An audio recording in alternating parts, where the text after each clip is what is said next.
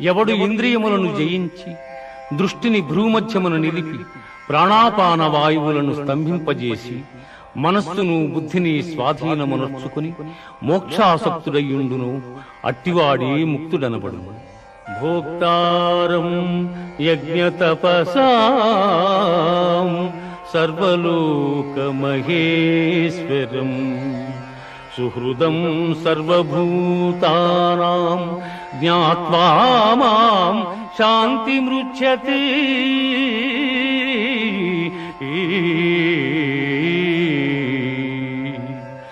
సకల యజ్ఞ తపఫలములను పొందువానిగను సకల ప్రపంచ నియామకునిగను నన్ను గ్రహించిన మహనీయుడు మోక్షమును పొందుచున్నాడు.